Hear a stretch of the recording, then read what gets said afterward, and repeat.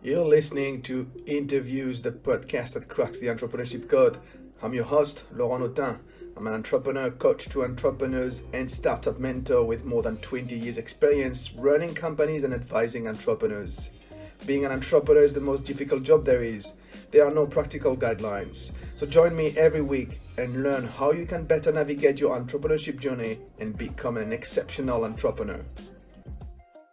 This is episode 116. My guest today is an old acquaintance of mine. We met when I was living in Cambodia. Her name is Adrienne Ravez, and let me tell you, she's a busy entrepreneur. So here we go. Adrienne introduces herself as a Web3 entrepreneur, a digital and innovation specialist, an intercultural clinical psychologist, and a diversity, equity, and inclusion practitioner and advocate. She was featured in Asia Pacific's top rising talent in the 2020 campaign's 40 under 40 list and was named Entrepreneur of the Year Asia Pacific at the 2019 Women Leading Change Awards. She's a partner and COO in Quantum Endorphin Digital, a communication agency. She's a co-founder of Geeks in Cambodia, a digital media hub advocating for a social good approach in technology and better recognition of alternative finance for startups. She's been a foreign trade advisor for France in Cambodia since 2019, and because she wasn't busy enough, she recently co-founded Charmelin Champagne, a French champagne Web3 brand based in the metaverse with digital and physical assets accessible through NFTs. Wow, I'm done. I hope I didn't forget anything. Hi, Adrienne. Thank you very much for joining me today. Hi, Laurent. Thank you very much. It's a great pleasure to be with you today, especially as you mentioned, we've known each other for several years. So it's a real pleasure for me to have this discussion and sharing a lot of different common interests and a passion for entrepreneurship today. Great. So before we talk about champagne in the metaverse, because I am interested about this one, tell us, how did you end up being an entrepreneur? Thank you very much for the question. It's actually a very good question, and actually the answer that I have is usually that I didn't plan to. So I think it's a bit different from the type of journey where you decide that you want to launch something, you decide that you want to become an entrepreneur, and then you undertake the different steps towards, like becoming an entrepreneur, launching your company, so on and so forth. In my case, it's been a bit different. I was working in France, in other countries as well, but I was mostly based in France. And so, as you described in my bio, I'm initially an intercultural psychologist. And most of my work was really in project management, project development, and especially in the nonprofit sector, working a lot to support some advocacy initiatives. And because of the intercultural aspect of my work, there were a lot of awareness and advocacy work. So basically, I started to be more and more involved in digital technologies because of this. Because back then, we called this Web 2.0, especially with the advent of social media. These tools were representing amazing resources for us working in the nonprofit and awareness/advocacy sector to actually amplify some messages and amplify some particular causes, raise funds, but also raise awareness on a general, like a basis. So that's how I started to be involved in new technologies. Okay. And back then, my partner was a designer. And he worked with a lot of different companies providing multimedia and creative design, so on and so forth. And it appeared that there was a synergy between our two expertise, and we started to provide consulting work to clients. And because it started to scale and to become bigger and bigger, it became practical and natural to launch a company in order to cater for the needs of our clients and our partners. But none of us thought, okay, let's become entrepreneurs, let's launch something. It was really like a practical and natural process that came because of the demand and the supply, I would say. So perhaps a bit different from a person who decides to launch a company and to embrace the entrepreneurship journey. For me, it was a bit different. Yeah, no, I've heard same type of stories before. It's one of the natural way of becoming an entrepreneur. But it's interesting that you didn't realize you were becoming an entrepreneur. You became one, and then you remained one. So I guess you are Absolutely. hooked. What does it mean for you to be an entrepreneur? Absolutely hooked, yes, yes, and I think that that my experience as an entrepreneur, it was mostly about creating value. Of course, like the financial value, because when you launch some projects, at some point it's important to be like KPI oriented and to create financial value so that you can be sustainable and so that you can continue to grow. But when I say creating value, it's also in the aspect of being creative, coming up with solutions, and I would say products that would cater for your team, for your clients, for your partners, for your users. So it's this creativity that is, for me, the most important aspect of entrepreneurship that I've become really hooked on, because when you talk about creativity and creating value and generating ideas, then it's limitless. Like you can really apply this to any type of industry. And what I find that is extremely interesting and fulfilling as an entrepreneur is that you can create synergies and convergence.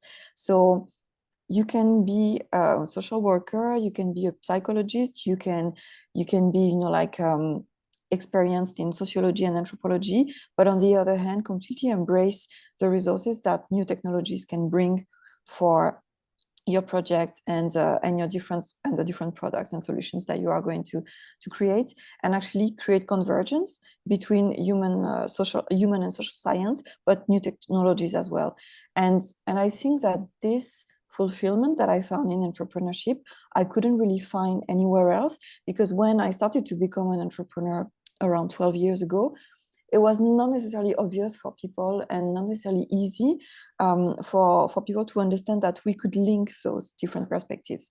Whereas now, I think nowadays, you will find so many people who have a background in sociology or psychology, but who are very prominent in the new technology sector. So it became, something completely normal. But back then, it was complicated for people to understand this kind of synergies and convergence. Yeah, and then you have people like me, entrepreneurs like myself, who struggle with new technologies.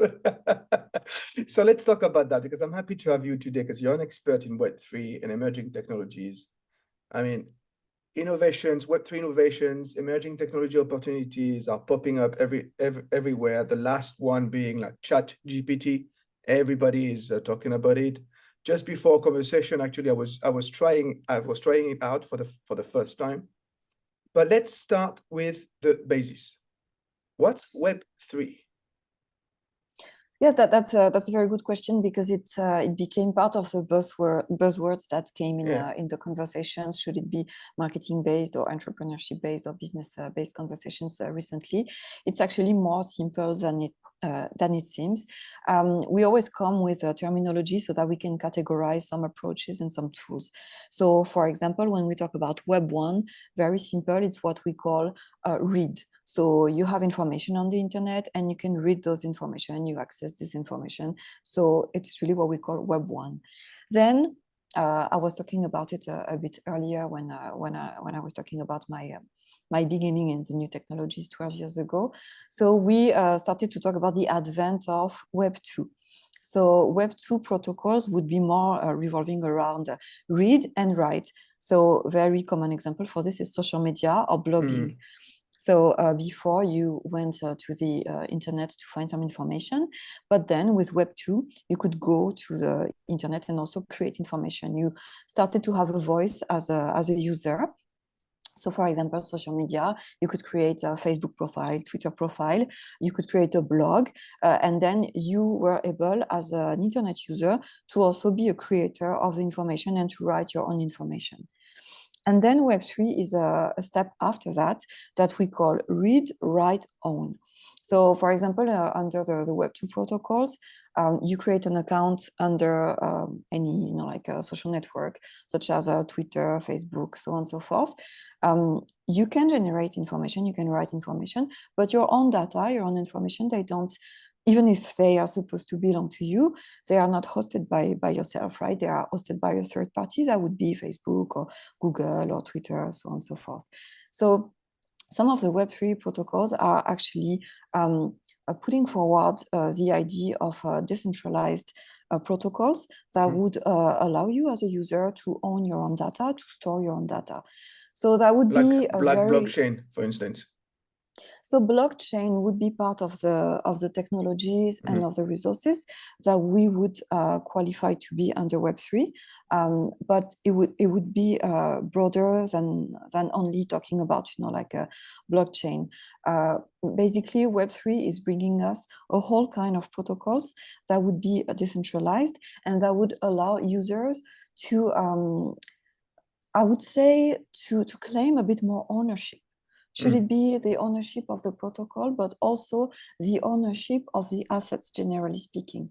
So when we talk about users' ownership, one of the very interesting aspects that we are talking about is the decentralized or autonomous organization, the DAO.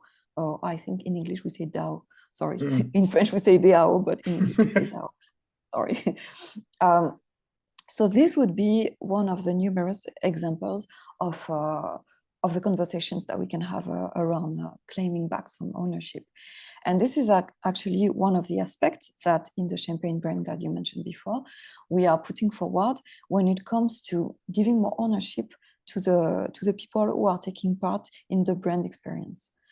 So from my perspective, I think it's both easy and difficult to define Web3 in the sense that I think it's easier than what we are trying to highlight when we come with a lot of buzzwords, because in the end, it's only a matter of a new iteration of the internet that is putting the user in a different posture that they were in the Web 1 and the Web 3 iterations.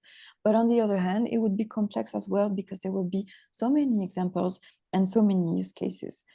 So usually when we provide, through our company, when we provide consulting or training on Web3 opportunities, we really like to take a step back from the buzzwords and to focus on the use cases so that we can really give our clients some concrete examples on how they can use these opportunities in their own sectors. So if it's, like finance, insurance, telcos, etc., etc.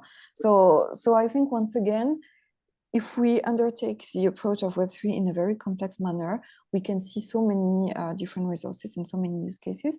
But on the other hand, if we take it with a step back and thinking, okay, so from my perspective as an entrepreneur, as a business, depending on my industry and my expertise, how can I actually take advantage of these opportunities so that these resources, these tools, these technologies actually serve what I'm doing in a better way? And what I also think is interesting to consider is that sometimes the answer is that it's not necessarily relevant to your business, not at this stage, not right here, not right now. So once again, I think it's very important to take a step back from the buzzwords and to consider the utility, what is useful for me as an entrepreneur, as a business. Is it useful or not? And if it is, to what extent and in which capacity and to which particular and very concrete use case. So yeah, that would be my approach to it. So that's a great question in itself. So this show is for entrepreneurs. It's about entrepreneurship. So how can entrepreneurs make those decisions? Because it can be so overwhelming. It is very overwhelming, but I would say that it would be applying the same process as we do for any other resource or any other technology or any other tool. In the end, it would be more like taking a step back and thinking about the utility. I will give a very concrete example. On a daily basis, we are using emails, we are using cloud storage, but do we really think about the technology that is underlying, like those solutions? I don't think so. I think that we are thinking about the utility. I'm using my online calendar that is shared with my team. I'm using my emails. I am using my cloud storage, but I am not asking myself every 5 minutes, oh, but which technology is behind, like what kind of resources are really dictating the technology that I'm using right here, right now. So I think that when we reach this step, the example being given for emails, calendar, or cloud systems. I think it's about the adoption.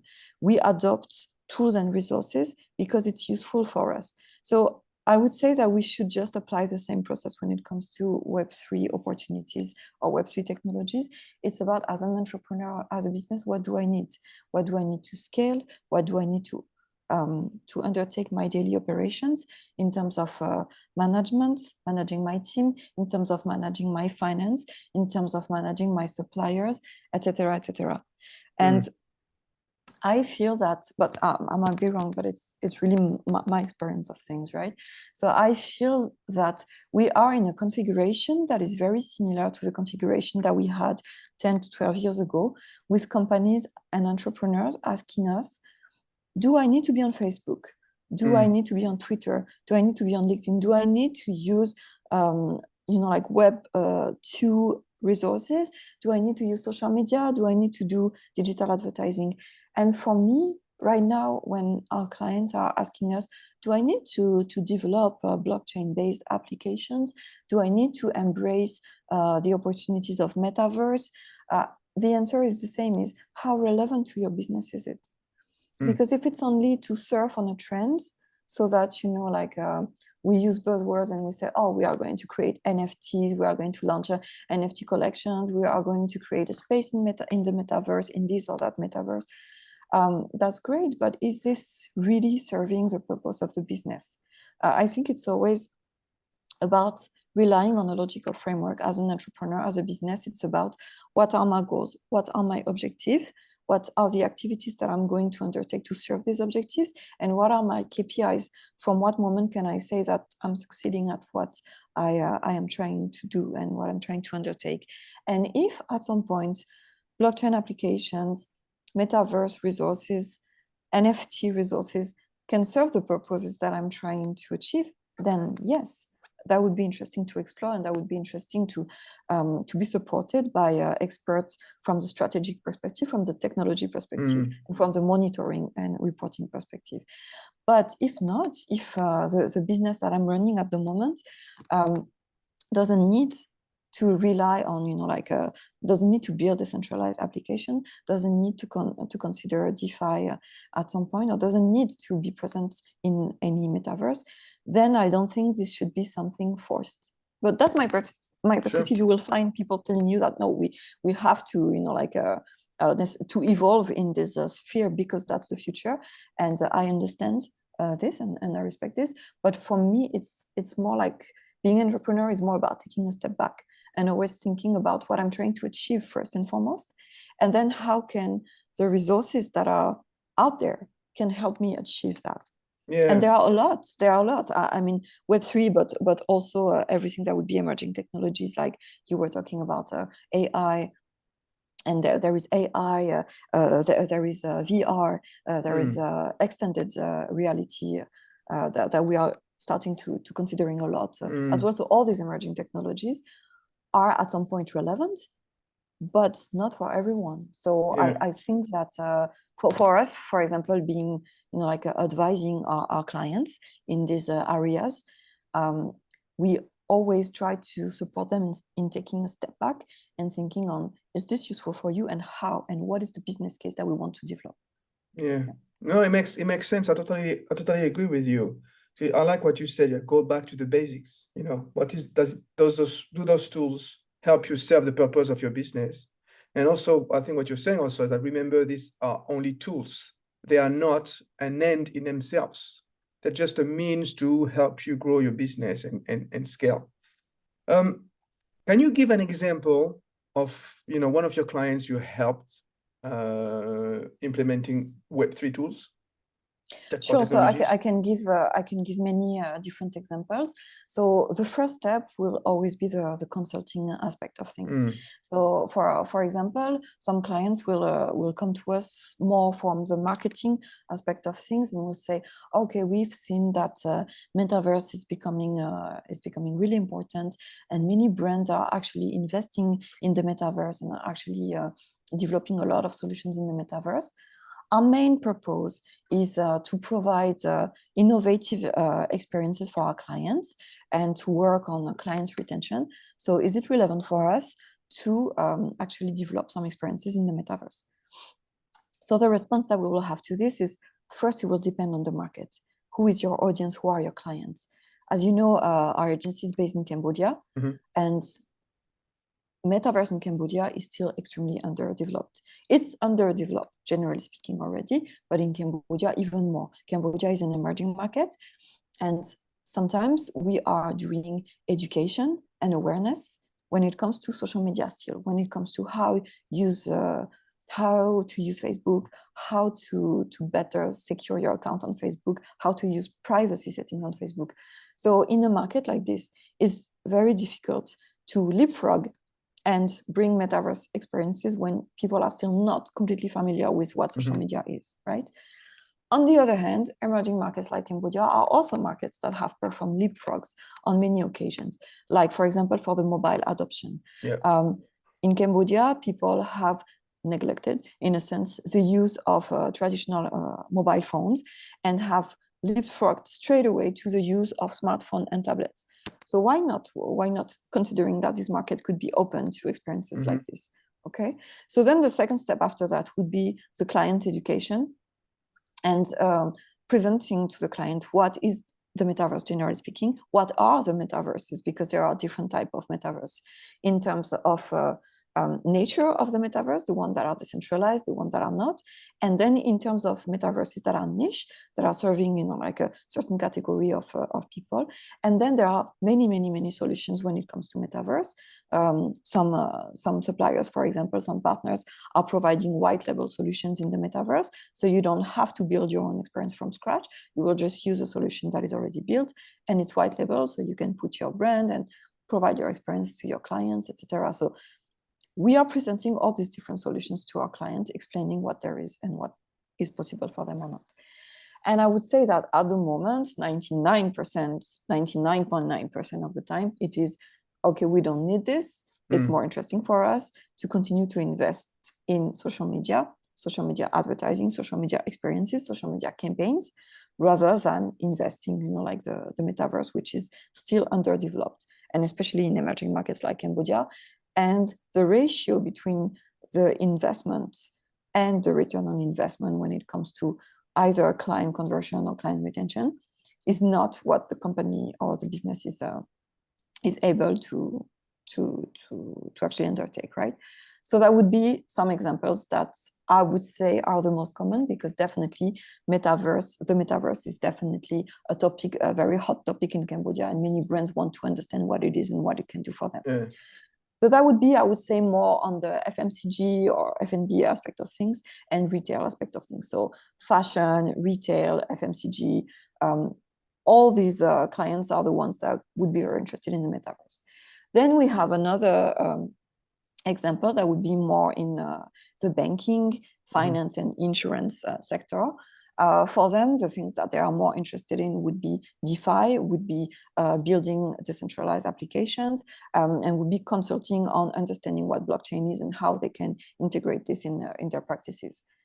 And same thing, we will always start with consulting about their needs, what do they need, what are their use cases, and how blockchain can be actually integrated into their practices. The funny thing is that sometimes they are actually already using applications that are relying on blockchain, but they don't know. But they don't know. So that's, but it's good, because then, that's when we talk about adoption, in my opinion. And then once again, because of the market, because of the target, because of the budget, because of the big picture, of what these companies can afford or not, then very often blockchain-based technologies or developing actual, new apps and new protocols that they are not using yet do not necessarily appear relevant to them. But in that case, the education, the awareness is a very important component for our client. And then we have another use case that, in my opinion, is extremely important, and it's more related to agriculture. So in Cambodia, as you know, the agriculture sector is very big, and is one of the sectors that is receiving a lot of interest when it comes for investors, for example, right? So we have a lot of of resources in Cambodia, such as the Kampot pepper, such as the rice, or the different vegetables that are being grown and exported in Cambodia. And then comes the issue of the traceability. So how can we make sure that that first and foremost, like what are the conditions of production of these different resources, and then how the end consumer in Europe or in the US can check that it's like authentic Kampot pepper, can check that it's rice coming from Cambodia, so on and so forth. So that's when blockchain is becoming extremely important and extremely relevant in the supply chain when it comes to traceability. So I would say that for these aspects, we have a lot of opportunities. But it's I would say it's more the actual step of implementation that is a bit more tricky, because when it comes to implementing this type of protocols, this type of applications, you need to be able to rely on team members who understand these protocols, who understand what kind of information will need to be fed to the supply chain and in which way. And then it requires a lot of investment, financial, human resources, and logistics, generally speaking. So I think that for those three, like different examples that I shared in Cambodia, should be the metaverse, should be DeFi, or should it be traceability, there is a lot of interest. Us as advisors, as consultants, we are doing a lot of work when it comes to awareness and education. But when it comes to the actual implementation, in Cambodia, we're not there yet. Right. But regardless of where you are or where the country is, what you're saying is, okay, Web3 technologies are there, but don't rush. Take a step back, look at your business, go back to the basics, understand where you want to go, see if any technology could help you get there faster, get the knowledge from experts, and also understand that what works for one industry or for one country may not work for another country or another industry. I remember in social media, I don't know if it's still the case, but Facebook used to be, when I was living there in Cambodia, Facebook was huge, but Twitter very small. So, doing any social media campaigns on Twitter in Asia would be like completely useless, for instance. And I guess it's the same thing with Web3 technologies, right? Absolutely. And taking the example of the metaverse, I think it's a very good, example for this. It's, if some brands here are rushing into developing experiences in the metaverse, but there are no metaverse users, then what would be the point? So definitely it's a lot about awareness and education first. We are the agency for Meta in Cambodia. So obviously we worked with them to put out there some educational material to the metaverse, even if Meta has been also put in perspective when it comes to their own vision of the metaverse. So Meta's vision of the metaverse is not the metaverse. So I think this is very important to specify this. However, regardless of their vision, they are still willing to work hard on educating and creating awareness towards what is the metaverse and what are the resources that the metaverse can bring in the future. So in this example, it would be Meta, but there are also other players who are very much willing to work on, first and foremost, awareness and education before actual adoption. Because if you don't understand what the resource is, how can you use it from the user's perspective, and how can you invest it as a company or as a business? So exactly like what you just mentioned before, when you say don't rush, I think it's really doing things step by step and in the proper manner. And I think as advisors or as a consultant, we have a responsibility in educating our clients first, so that they can make informed choices, and that they can definitely decide to invest where it would be relevant for them. And about what you mentioned earlier, when you said how these technologies can potentially help them to get where they want to go faster, I would complement this by saying it's not necessarily faster, but I would say better, in a more sustainable manner, in a way that would be more relevant for their clients, their users, their partners, their investors in the long run. Because when we talk about using blockchain protocols, using applications that rely on blockchain technology. Very often, one of the reasons that we put forward is more transparency. It is more transparent. The information cannot be corrupted. So it's a very good way to be able to provide a clearer and better information. So I think it's really about this. It's getting there faster in some cases, but in other cases, it would be taking the time to consider using these resources so that we can perform in a more relevant manner and in a more sustainable and sometimes more ethical manner as well. So I would really complement this to say that this is this whole consideration. All right, fair enough. So let's talk about ChatGPT, because since it's been open to the public, everybody has been rushing on it. It's like everybody is talking about it. And so there's like, it sounds to me like everybody is in a rush. They're doing exactly the opposite of what we just talked about. What do you think about ChatGPT first?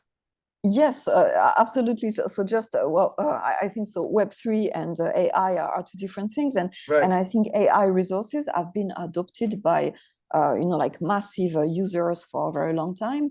Like virtual assistants, like Siri or Alexa, have been adopted for a very long time now. Sorry, let me go back to what you said. You said Web3 and AI are two different things. So AI is not a protocol of Web3. No. Web3 and AI are different things.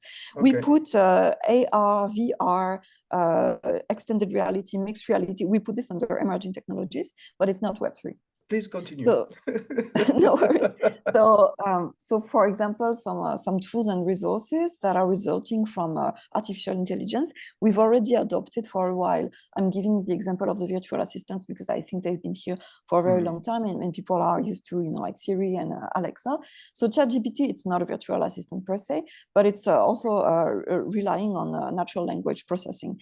And therefore, what it does is that it analyzes your request and it responds to your request, and it also learns from what it's being fed with, and then it evolves, and the responses are becoming more and more accurate with the more people use it, and the more accurate and rich it becomes. So I think ChatGPT is a very, very good use case, because once again, sometimes it's very abstract when we talk about artificial intelligence and the very different, aspect of artificial intelligence that we can find, machine learning, natural language processing, robotics, etc., etc. So I think ChatGPT is a very good use case, because then we can talk about concrete actions that it can perform. So you send a prompt to ChatGPT, for example, which is, can you create a social media caption for me? Then it will do it. Can you create a blog article for me? Then it will do it. Can you translate this for me? It will do it so. Can you correct this article for me? And one thing that I love about ChatGPT is, can you code for me? So ChatGPT is able to generate coding. So some people have been sharing a very, very interesting and creative use cases of ChatGPT being able to generate code for like Google Chrome extensions, and also performing debug, because when ChatGPT generates code for you and then you implement your app or your Google Chrome extension, let's say this as an example, and it doesn't work, you can go back to the conversation and say, it's not working, this is not working, and then there would be a debugging process. So this is very amazing. Interesting. Yeah, it's really honestly, like I think most people that I know who have recently adopted ChatGPT, they all say it's my new best friend, because because it helps. It concretely helps a lot for other things, but also it's a conversational style tool. So it means that you have a conversation with ChatGPT. So a little bit like the virtual assistant, but from my experience and what I've used, like Siri, Alexa, Google, and ChatGPT a lot. And for me, it's different. It's another level of interaction. And however, there is something that I would like to say, because I heard people having a lot of debates about, but resources like ChatGPT or DALL-E or Midjourney. DALL-E and Midjourney are artificial intelligence, but related to image generation. Both of them are very different, but still interesting to also explore. So I heard a lot of debate between the people who say, those resources are going to to provoke job losses, because some people will be replaced by these technologies, and other people saying, oh no, it's not the case, etc. So I think this is an interesting debate, but there is no clear answer, like there is no Manichaean answer, I think, to this debate, because obviously if you go to if you are a company and you go to platforms like Fiverr that are relying on freelancers, and you go there because you want to have blog articles being drafted in English, obviously ChatGPT can do this, like to a certain extent. So this is possible that these kind of people end up, like having less work.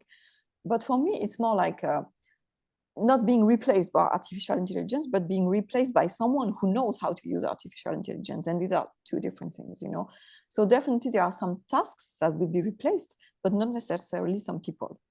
So I think there is a challenge at the moment, which is, if some of the tasks that I was performing as an employee are potentially replaced by ChatGPT, then how can I invest ChatGPT so that I can actually use this tool to provide a better experience or better results or better performance? And I strongly believe that, I strongly believe that. I believe that from my perspective in my agency, we work a lot in public relations, and we write press releases, and we write articles.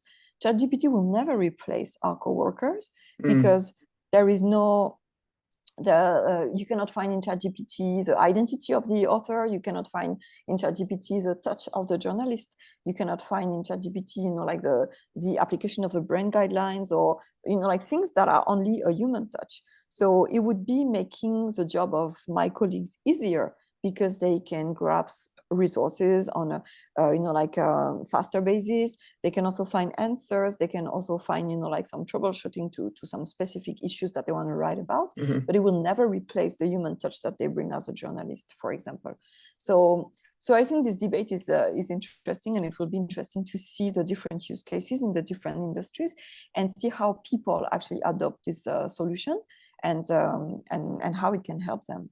And sorry, one interesting thing that I would like to note as well is, earlier I was talking about leapfrog, and I was talking about the fact that in emerging markets like Cambodia, like our market, like some technologies are still, the adoption is still very, very slow. Well, it's not the case for ChatGPT. We have some clients who are not tech savvy whatsoever, who started to use ChatGPT actually. Well, as I said, this podcast is for entrepreneurs, and what this discussion shows me is that entrepreneurs have to keep on adapting.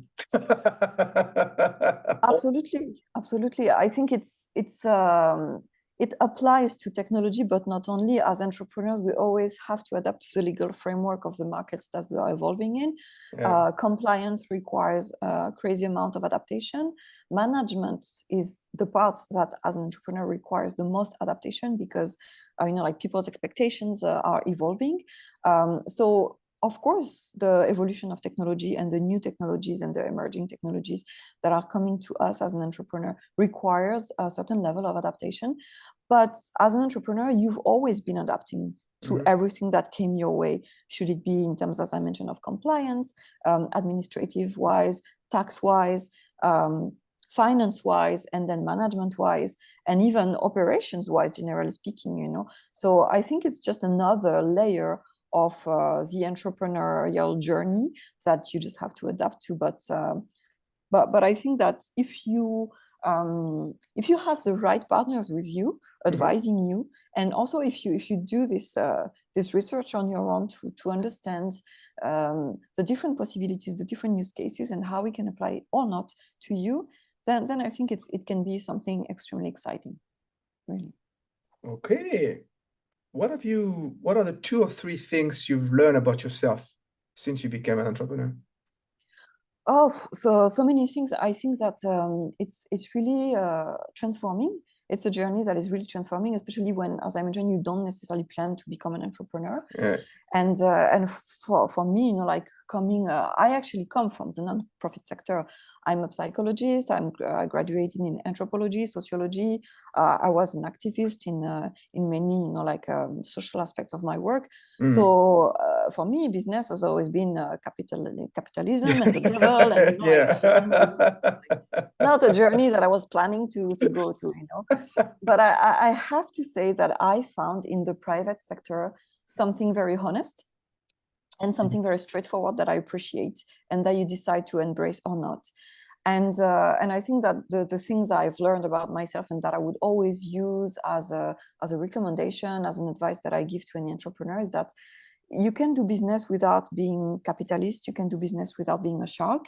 You can do business while keeping your values, who you are, and reinventing your journey, and making choices that go with your values and your ethics, obviously. And this is sometimes the tricky part. But yeah, I think that I managed to undertake and embrace this entrepreneurial journey while never compromising who I am in terms of, you know, like my initial values and the things that I believe in. And this is something that has been exhausting and very challenging, because obviously you are always facing difficult choices when you have to be a sustainable business while juggling with profit and human side of things. So I think remaining human-centric, nevertheless, is a real journey in itself. And then I think the things that I've learned a lot are really related to how important it is to be humble and to always take a step back. Always take a step back. Sometimes, you know, like as human beings, we there are things we believe in and we want to be right, because, you know, that's just part of the human nature of things. But as an entrepreneur, you realize that it's more important to be humble than being right, because in the end, you need to create value. If something is not working, it's your fault as an entrepreneur. You know, like it's always your responsibility. You cannot, like, if you have anything happening to you in life, you can always find, you know, like external causes. But when you are an entrepreneur, it's always you in the end. It's because you didn't, you know, like choose the right partners, you didn't choose the right investors, you didn't recruit the right person, you didn't choose the right technology. And on the other hand, being in this constant dynamic of putting yourself in question is extremely self-rewarding, because that's how you grow. And also, I think it has, I don't know how to say it in English, but it's relieving in a sense, because from the moment you accept that you are going to make mistakes, but that these mistakes are the resources that will allow you to learn more and to better next time, then you are not afraid anymore of making mistakes, because you think you understand it's part of the journey. So I don't think this is something that is as easy as it can appear, you know, like when saying things like this, because initially when you are an entrepreneur, you feel that you have responsibilities and you always have to be strong, you always have to have the answer for everything. But in the end, I've learned that, you know, like accepting that there are things you don't know, there are things you suck completely at and you shouldn't do it. And, you know, like you need other people, you need to rely on other people, and you should always acknowledge your mistakes, acknowledge when you're wrong. For me, this is really the part of being an entrepreneur that I've really learned, and I am happy to you know, reminding myself this this every day, that, you know, it's not because you launched a company and or you are a partner in a company that you need to be almighty and know everything. You know, there are things that you don't know, things that you're not good at, and that's okay. Would that be the one recommendation you would give to other entrepreneurs or aspiring entrepreneurs? That would be one of the recommendations, but if there is only one recommendation that I need to choose, it would really be to be humble. For me, this is the key to everything, because when you are humble, then you are able to take a step back. When you are humble, you are able to develop more interpersonal skills. When you are humble, you are able to develop more intercultural skills. And those are key aspects to, you know, like pursuing your entrepreneurial journey. Being humble doesn't mean that you cannot be confident, because obviously you need to build confidence as well, so that you're able to undertake certain things and take some risks as well. But for me, if I need to choose the one advice, it would be being humble every step of the way, no matter what you achieve, and the recognition that you get from your peers or from your industry, or the client's portfolio that you build, or, you know, like the awards that you get, blah blah blah, doesn't mean anything if in the end, you know, you cannot capture the essence of always taking a step back and always trying to remain relevant in what you do. Yeah.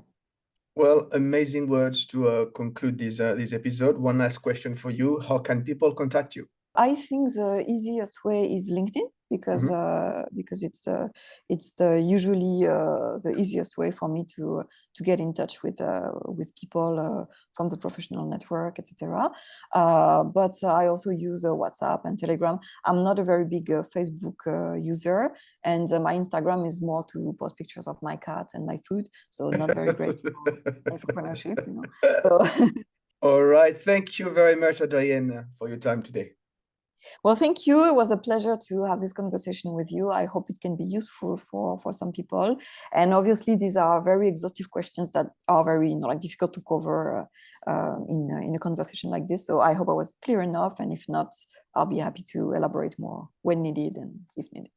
Great. And thank you for listening. Interviews Cracking the Entrepreneurship Code is available on all your favorite podcast platforms and YouTube. Subscribe now so you don't miss any episodes.